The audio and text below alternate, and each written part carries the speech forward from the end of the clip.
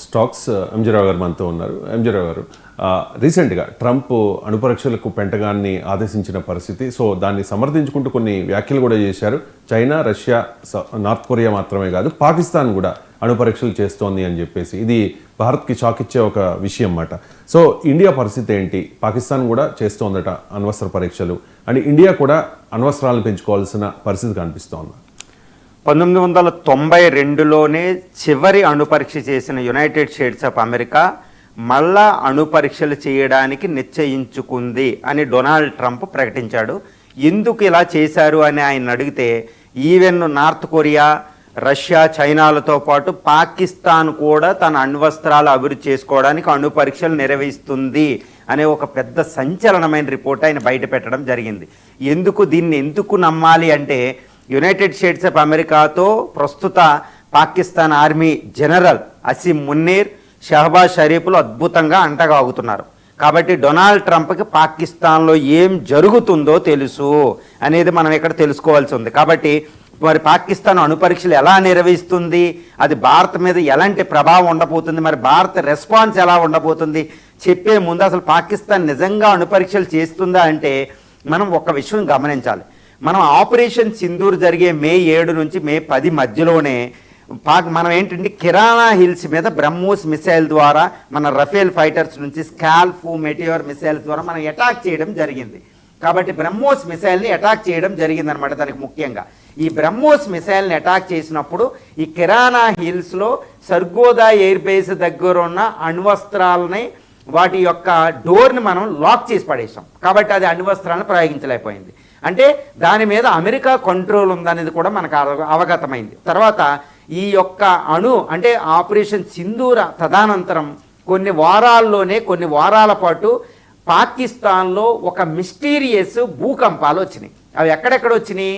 పాకిస్తాన్ అణుపరీక్షలు చేసే కిర్దార్ హిల్స్లో, అంటే బలూచిస్తాన్ ప్రావిన్స్లో కిర్దార్ హిల్స్లో అక్కడ మనకి ఇక చాగాయ్ హిల్స్ అని ఒకటి ఉంటుందండి. అక్కడ అణుపరీక్షలు నిర్వహిస్తుంది. మనం ప్రోగ్రాంలో రాజస్థాన్ డెజర్ట్లో నిర్వహించినట్టు ఆ చాగాయ్ హిల్స్ బలూచిస్తాన్లో చిన్న చిన్న ఎర్త్క్వేక్లు వచ్చినాయి. ఎర్త్క్వేక్ ఎప్పుడు వచ్చినా మ్యాగ్నిట్యూడ్ 3 దాకా ఎప్పుడు వచ్చినా అక్కడ అణుపరీక్ష జరిగినట్టే.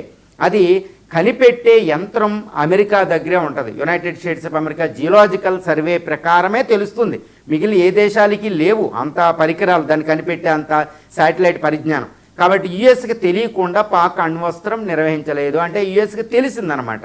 అంటే చాగాయ్ హిల్స్లో వచ్చిన మిస్టీరియస్ భూకంపాలు, అక్కడ నార్త్ వెస్టర్న్ ఫ్రాంటియర్ ప్రావిన్స్, సర్గోదాల దగ్గర వచ్చిన అణ్వస్త్ర పరీక్షలు, అంటే ఈ పర్వతాల్లో వచ్చిన భూకంపాలవే అణు పరీక్షలే అయి ఉంటాయి. అది యుఎస్కి తెలిసి ఉంటుంది.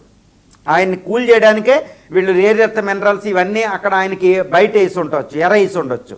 కాబట్టి పాకిస్తాన్ వాళ్ళు తాకట్టు పెట్టడానికి కూడా వాళ్ళు రెడీ అయిపోయారు. అసీం మున్నీరు, షహబాజ్ షరీఫ్లు. అంటే పాకిస్తాన్ అణుపరీక్షలు చేస్తుంది అనే విషయం ట్రంప్కి తెలుసు. అది ఇప్పుడు బయట పెట్టాడు. తాను సమర్థించుకోవడం, తన యొక్క అణుపరీక్షలను సమర్థించుకోవడానికి అనేది మనకి ఇక్కడ అవగతం అవుతుంది. ఇంకా మనం ఇంకో విధంగా చూస్తే పాక్ అణుపరీక్షలు నిర్వహిస్తుందా అంటే పాకిస్తాన్ కూడా మిగిలిన America, Russia, China, France, Britain, India లాంటి దేశాలకి ఒక టెక్నాలజీ ఉంటుందండి. అంటే ఫస్ట్ అణుపరీక్షలు భూగర్భంలో కానీ అండర్ గ్రౌండ్లో నిర్వహించినప్పుడే అది దాని డేటా తీసుకుని ప్రయోగశాలలో సబ్ క్రిటికల్ టెస్టులు అంటారు. దాని మీద నిషేధం లేదు ప్రపంచంలో. సిటీబీటీ ప్రకారం, నాన్ ప్రొలిఫరేషన్ ట్రీటీ, ఎన్పిటి ప్రకారం. అంటే ప్రయోగశాలలో అది అణుపరీక్షలు చేసుకుని అణు బాంబులు వృద్ధి చేసుకునే అవకాశం ఉంది. అంటే వాటినే చేయొచ్చు. అంటే ఇప్పుడు డొనాల్డ్ ట్రంప్ ఆల్రెడీ వాస్తవమైన అణుపరీక్షల సబ్ క్రిటికల్ టెస్టులు అని ప్రకటించలే, కానీ సబ్ క్రిటికల్ టెస్టులు చేసిన అణుబాంబుల అభివృద్ధి. అంటే పాకిస్తాన్ ఈ రెండిట్లో ఏదో ఒకటి చేసుకుంటుంది. ఇక మూడో విషయం, పాకిస్తాన్ అణుబాంబులు అభివృద్ధి చేస్తుంది అని చెప్పడానికి ఇంటర్నేషనల్, అంటే Stockholm International Peace Research Institute ప్రకారం దాని దగ్గర 170 అణ్వాయుధాలు ఉన్నాయి. అవి చాలా వేగంగా అభివృద్ధి చెందుతున్నాయని తెలుస్తుంది. ఎందుకంటే చైనా ద్వారా అది న్యూక్లియర్ రియాక్టర్లు కట్టి పవర్ ప్రొడ్యూస్ చేస్తుంది. అంటే అక్కడ ఫిస్సైల్ మెటీరియల్, అంటే అణుబాంబులు తయారు చేసి plutonium 239, plutonium, uranium, high grade uranium దాని దగ్గర నిల్వలు ఎక్కువ అయిపోతున్నాయి. కాబట్టి అణ్వస్త్రాల అభివృద్ధి అనేది భారత్తో సమానంగా చెందుతుంది అనేది ఈరోజు మనం ట్రంప్ మాటలు బట్టి చెప్పవచ్చు. ఇప్పుడు మరి ఇండియా రెస్పాన్స్ ఏంటంటే ఇక్కడ చాలా సంక్లిష్టమైన విషయం ఉందండి. యునైటెడ్ ఇప్పుడు పాకిస్తాన్ అణ్వస్త్రాలు తయారు చేసినంత మాత్రాన భారతదేశం టార్గెట్ పాకిస్తాన్ ఎంత మాత్రమూ కాదు. ఈ విషయం చాలా జాగ్రత్తగా వినాలి. ఎందుకంటే అసలు China according to world international Stockholm International Peace Research Institute ప్రకారం, వేరే గ్లోబల్ ఆర్గనైజేషన్స్ ప్రకారం చైనా అంటే ప్రపంచంలోనే అతిపెద్ద అణ్వస్త్ర దేశంగా అవతరించడానికి చైనా పావులు కదుపుతుందంట. అందువల్ల 2030 నాటికి తన అణ్వాయుధాన్ని 1000కి పైగా పెంపొందించుకోవడానికి తన అణు కార్యక్రమాలు చేస్తుంది చైనా. అంటే ఇప్పుడు 5 నుంచి 600 ఉన్నవి 2030లో అది 1000 దాటైపోతుంది. అసలు మరి ఇండియా టార్గెట్ ఏంటంటే చైనా టార్గెటే కానీ పాకిస్తాన్ కాదు. పాకిస్తాన్ ఎంత చేసినా ఇండియా దాటలేదండి. అందువల్ల చైనాతో సమానంగా భారతదేశం కూడా ఒక 1000 అణ్వాయుధాలు తయారు చేసుకోవాలి. లేకపోతే 1000 అణ్వాయుధాలకు తయారీ కావాల్సిన ఫిస్సైల్ మెటీరియల్ అంటే న్యూక్లియర్ బాంబులు తయారు చేయడానికి కావాల్సిన U-239 కానీ ప్లూటోనియం హైగ్రేడ్ యురేనియం కానీ నిల్వలు పెంపొందించుకోవాలి. అది ఇండియా టార్గెట్. అంటే పాకిస్తాన్ కాదంటే ఇక్కడ టార్గెట్ పాకిస్తాన్ వంకే, కానీ మన టార్గెట్ ఎప్పుడు చైనా. ఎందుకంటే చైనా ప్రధానమైన శత్రువు, చైనాకి అమెరికా శత్రువు. ఇప్పుడు మరి ఇండియా ఏం చేస్తుంది? తన అణ్వస్త్ర నిల్వలు పెంచుకోవడానికంటే చాలా ఎక్కువగా చేస్తుంది. ఎందుకు? ఇండియా మన హోమీజే బాబా ప్రకారం ఏంటంటే 3 స్టేజ్ అణ్వస్త్ర కార్యక్రమం ఉంటుంది. న్యూక్లియర్ ప్రోగ్రామ్ 3 ఫేజెస్ అంటారు. మొదట్లో pressurised heavy water reactors, next fast breeder reactor FBRs ఉంటుందండి. 3rd స్టేజ్లో అడ్వాన్స్డ్ హెవీ వాటర్ రియాక్టర్స్ AHWRలు ఉంటాయండి. ఈ 2వ దాంట్లో మనం ఏంటంటే మనం థోరియం ఉపయోగిస్తాం. ప్రపంచంలో ఎవరికీ లేదా టెక్నాలజీ. దానివల్ల ఎక్కువ U-239 తయారు చేసేస్తాం అనమాట ప్లూటోనియం. అది 3వ స్టేజ్లో మనకి ఎక్కువ. అంటే 2వ స్టేజ్లోనే ప్రపంచంలో ఎవ్వరికీ లేనంత అణ్వస్త్రాలకు కావాల్సిన ప్లూటోనియంని మనం ప్రొడ్యూస్ చేయొచ్చు. ఏది థోరియంని కన్వర్షన్ ద్వారా. దాన్ని ఫాస్ట్ బ్రేడర్ రియాక్టర్ అంటారు. అది కల్పకం దగ్గర తయారైపోయింది. ఇంకా ఫాస్ట్ బ్రేడర్ రియాక్టర్లు వస్తుంది. ఈ టెక్నాలజీ ఇండియా ఒక్కటే డెవలప్ చేసింది. ప్రపంచంలో అమెరికా చైనాలో కూడా లేదు. ప్రపంచంలో ఎక్కువ థోరియం రీసోర్సెస్ ఉన్నది ఇండియాలోనే, ప్రపంచంలోనే. మన కేరళ తర్వాత తమిళనాడు, ఆంధ్రప్రదేశ్ తీర ప్రాంతాల్లో లభిస్తుందండి ఆ థోరియం మోనోజైట్ శాండ్ అనేది. కాబట్టి ఇండియా న్యూక్లియర్ 1000 బాంబులకి సరిపడే ఫిస్సైల్ మెటీరియల్ని మనం ప్రొడ్యూస్ చేయగలం. దానికి అనుకూలంగానే కొన్ని రియాక్టర్లు ఇంటర్నేషనల్ ఆటమిక్ రీసెర్చ్ ఇన్స్టిట్యూట్ దాని ఏజెన్సీ ప్రకారం మనం ఇచ్చాం. ఇది బార్క్లో కొన్ని. కానీ చాలా అణు రియాక్టర్లు దాని ఆధీనంలో ఉండవు. అక్కడ ఇది తయారవుతుంది. తర్వాత ఫాస్ట్ బ్రేడర్ రియాక్టర్ కల్పకం, కుందన కులం వీటిల్లో కూడా మనకి ఫిసైల్ మెటీరియల్ తయారవుతుంది. అందువల్ల పాకిస్తాన్ ఎంత అభివృద్ధి చేసినా, ఇంకో 100 అణ్వస్త్రాలు పేర్చినా మనం దానికి మించి ఉండబోతున్నాం. ఎందుకంటే చైనాతో సమానంగా 1000 అణుబాంబులు మనం తయారు చేసే కెపాసిటీ 2030 నాటికి మనకు సిద్ధిస్తుంది. ఇంకా ఒక విషయం ఏంటంటే ఇండియా కూడా ఒక nuclear city, secret nuclear city ఒక చిత్రదుర్గ డిస్టిక్ దగ్గర బెంగళూరు సమీపంలో నిర్మిస్తుంది అనేది చాలా వార్తలు వస్తాయి. పాకిస్తాన్ కూడా గగ్గోలు పెట్టడం జరిగింది. ఇంటర్నేషనల్గా అది కంప్లైంట్ చేయడం కూడా జరిగింది. ఈ చిత్రదుర్గ దగ్గర చక్రికల్లి అనే ఒక చిన్న విలేజ్ దగ్గర కొన్ని వేల హెక్టార్లో సీక్రెట్ న్యూక్లియర్ సిటీ. ఎందుకంటే అది ఎంటైర్ ఏంటంటే fissile material store, fissile material తయారీ, అణువస్త్రాల రీసెర్చ్, సబ్ క్రిటికల్ టెస్టులు చేయాలి ప్రయోగాల్లో చేయడానికి. తర్వాత మరి ఇండియా కూడా అణు పరీక్షలకు వెళ్తుందంటే అన్ని చాలా వార్తలు వస్తున్నాయి. ఇండియా అణ్వస్త్ర పరీక్షలు చేస్తా, అమెరికా చేసేస్తా అంటున్నారు. నో నీడ్ అండి. ఇండియా ఎట్టి పరిస్థితుల్లో అణ్వస్త్ర పరీక్షలు ఈసారి చేయాల్సిన అవసరం మనకి లేదు. ఎందుకంటే ఇది ఒక పెద్ద విషయం అండి. ఎందుకంటే 1998 మే 11, మే 13లో ఇండియా అణ్వస్త్ర పరీక్షలు నిర్వహించినప్పుడు 5 అణ్వస్త్ర పరీక్షలు నిర్వహించినప్పుడే అప్పటి ప్రధాని వాజ్పేయి గారు ఒక విషయాన్ని, పెద్ద విషయాన్ని ప్రపంచం ముందు ఉంచారు. 2 విషయాలు ముఖ్యంగా. ఒకటి, మేము సబ్ క్రిటికల్ టెస్ట్ ప్రయోగశాలలో అణ్వస్త్రాల అభివృద్ధికి మేము చేసుకునే టెక్నాలజీని మేము సంపాదించాం. ఇక నుంచి మేము అందులో చేస్తాం. అందువల్ల CTBTని మేము తిరస్కరించాం.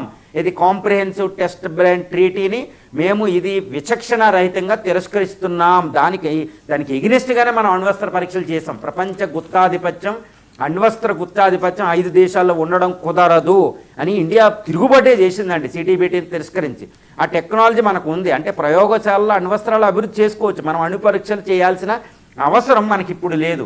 కానీ మరి వాళ్ళు చేస్తుంటే మనం కూడా చేయాలంటే చెయ్యరు. ఎందుకంటే ఇండియా ఒక అద్భుతమైన క్రెడిట్ ఉంది. అదేంటంటే రాజీవ్ గాంధీ తన ప్రైమ్ మినిస్టర్గా ఉన్నప్పుడు యునైటెడ్ నేషన్ ఆర్గనైజేషన్లో ఫస్ట్ టైము ఇండియాకి ఇండియా అనేది ఒక డిజార్మమెంట్ అనే ఒక ప్రకటన చేసిందండి. అంటే నిరాయుధీకరణ అనే ఒక పదాన్ని అద్భుతంగా ఉపయోగించింది ఇండియా.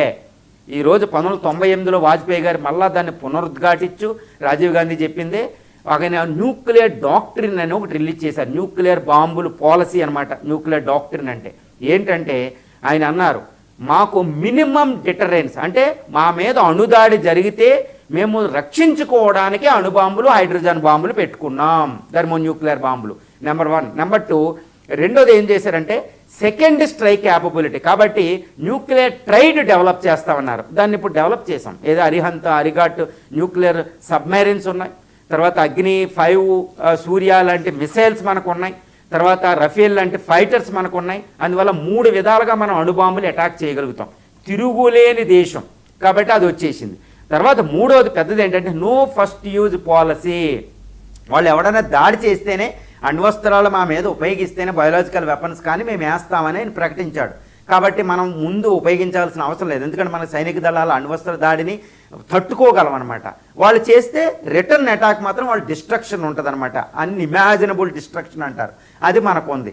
కాబట్టి మనం అణ్వస్త్రాలు చేయాల్సిన అవసరం, అణు పరీక్షలు చేయాల్సిన అవసరం లేదు. ఎందుకంటే వాజ్పేయి గారు రాజీవ్ గాంధీ, నెహ్రూ నుంచి ప్రకటిస్తున్న నిరాయుధీకరణ డిజార్మమెంట్కి మేము కట్టుబడి ఉన్నామనే కీర్తి భారతదేశానికి ఉంది.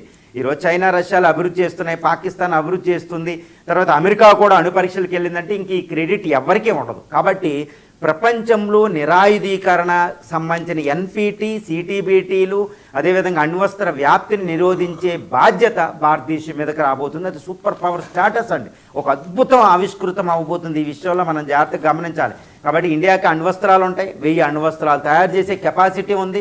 ఈ fast breeder reactor, advanced heavy water రియాక్టర్ల ద్వారా, తర్వాత న్యూక్లియర్ పవర్ ప్రోగ్రామ్ కూడా 2030కి 100 అంటే ఒక 100 గిగావాట్ ఎనర్జీ మనం సంపాదించబోతున్నాం. 1,00,000 మెగావాట్ల విద్యుత్ ప్రొడ్యూస్ చేస్తాం, దాని నుంచి ఎంతో ఫిసైల్ మెటీరియల్ వస్తుంది. కాబట్టి 1000 అణ్వస్త్రాలు 2030కి ఉంటుంది. పాకిస్తాన్ అనేది ఒక పిగ్మీ అయిపోతుంది అణ్వస్త్రాల పరంగా. మనం చైనాని ఎదుర్కోబోతున్నాం.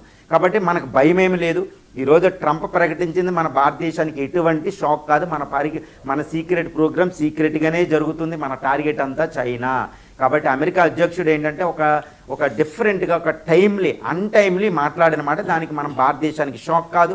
పాకిస్తాన్ నిర్వహించడంలో, అణ్వస్త్రాలు అభివృద్ధి చేయడంలో ఎటువంటి ఆశ్చర్యం లేదు. చైనా సీక్రెట్ ప్లాన్లో చాలా డేంజరస్ ఉంది.